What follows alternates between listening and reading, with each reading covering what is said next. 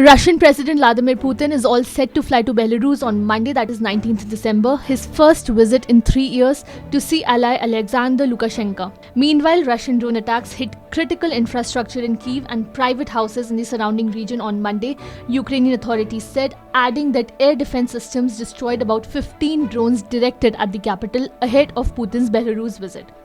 The news of Putin's visit to Belarus has created an atmosphere of fear in Kyiv, as it is speculated that Putin on his Belarus visit intends to pressure the former Soviet ally to join a new ground offensive against Ukraine and reopen a new front.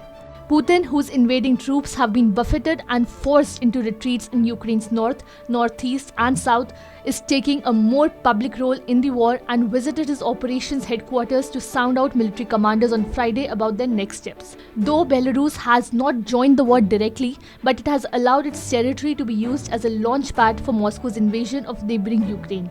Lukashenka's office said that both Putin and Alexander will hold one-on-one talks as well as wider negotiations with their ministers on integration. Putin may seek to persuade Lukashenka to deploy Belarusian soldiers alongside Russian forces in a joint attack on Ukraine, analysts and military officials said. Moscow and Minsk have also set up a joint regional unit of forces in Belarus and held numerous military exercises. 3 Russian warplanes and an airborne early warning and control aircraft were deployed to Belarus last week.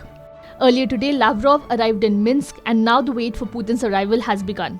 Protecting our border both with Russia and Belarus is a constant priority, Zelensky said in his nightly video address on December 18th. Though Lukashenko has given no hints that Belarus would take part in the offensive and the main topic of the meeting with Putin would be economics, he said that defense and security will also be the topics of the meeting.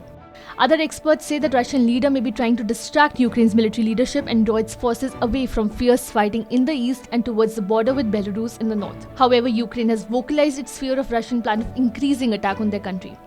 During these talks, questions will be worked out for further aggression against Ukraine and the border involvement of the Belarusian armed forces in the operation against Ukraine, in particular, in our opinion, also on the ground. Ukrainian Joint Forces Commander Serhiy Naveyev said. Mr. Lukashenko, the Belarus leader, has however said repeatedly that he has no intention of sending his country's troops into Ukraine. Ukraine's top general had claimed last week that Russia was preparing 200,000 fresh troops for a major offensive that would come from the east, south or even from Belarus as early as January, but more likely in spring. Russia is now facing manpower issues after 10 months of fierce resistance by Ukraine. US General Mark Milley, chairman of the Joint Chiefs of Staff, said last month that well over 100,000 Russian soldiers have been killed or wounded in the war, and thus the fear that Belarus may now directly join the war on the part of Ukraine are justified.